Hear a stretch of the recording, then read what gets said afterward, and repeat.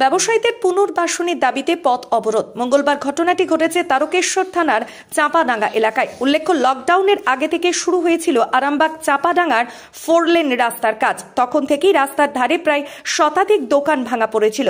ব্যবসায়ীদের দাবি, তখন তাদের পুনর্বাসন দেওয়ার কথা ঘোষণা করা হয়, কিন্তু কয়েক বছর কেটে গেলেও তাদের পুনর্বাসন দেওয়া হয়নি।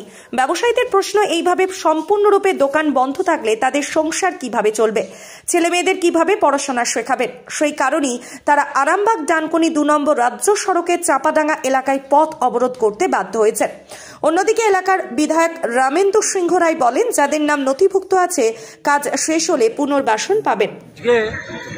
চাঁপাডাঙ্গা বাস স্ট্যান্ডে প্রায় 365 জন দোকানদার এবং যারা দোকান হারিয়েছে, রাস্তা সম্প্রসারণের কাজের জন্য তাদের দোকানগুলোকে সরানো হয়েছে।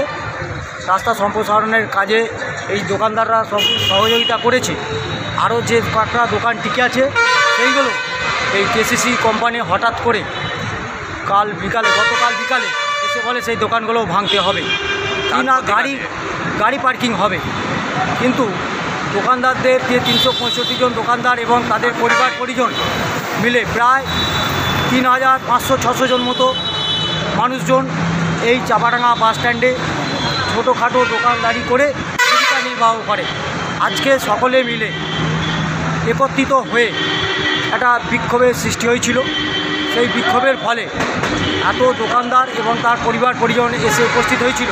তার ফলে যে সমস্ত গাড়ি ঘোড়া যাচ্ছিল রাস্তা দিয়ে, সেই গাড়িগুলো কিছুক্ষণের জন্য বন্ধ হয়ে যায়।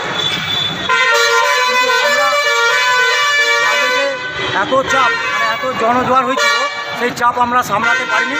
তার ফলে কিছুক্ষণের জন্য গাড়িগুলো দাঁড়িয়ে যায়। আমাদের দাবি যে দোকানদারদের পুনর্বাসন দিতে হবে।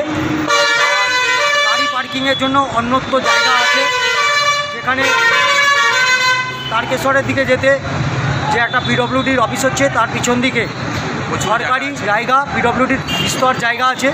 সেই জায়গায় দোকানদারদের দাবি সেই জায়গায় গাড়িগুলো পার্কিং করার ব্যবস্থা করা হোক এবং উল্টো দিকে যেখানে যাত্রী সেট হয়েছে সেগুলো কলকাতাগামী বাস এসে দাঁড়ায়, সেই জায়গায় যে জায়গাটা পড়ে আছে সেই জায়গায় দোকানদারদের পুনর্বাসন দেওয়া হোক এবং উল্টো দিকেও যে জায়গাগুলো সামনের ফান্ডে পড়ে আছে সেইগুলো যাতে দোকানদাররা পুনর্বাসন পায়, তার জন্য আমরা আজকে চাঁপাডাঙ্গা বাস স্ট্যান্ডে জমায়েত হয়েছিলাম। আমার নাম অসীম কুমার জানা, আমি চাঁপাডাঙ্গা বাস স্ট্যান্ড মারুতি ইউনিয়নের সম্পাদক। দেখুন, এটা তো নিশ্চিত যারা নোটিশ যাদের আছে তারা দোকান পাবে, সেটা আমাদের সরকারও তার জন্যে আছে।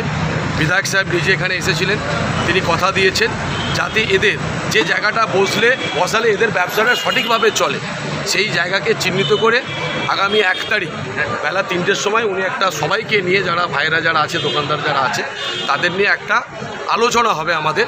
সেখান থেকে নিশ্চিতভাবে আমরা একটা পরিকল্পনা তৈরি করে যাতে এরা আগামী দিনে বসতে পারে নোটিশপ্রাপ্ত, তার ব্যবস্থা নিশ্চিত আমরা করব।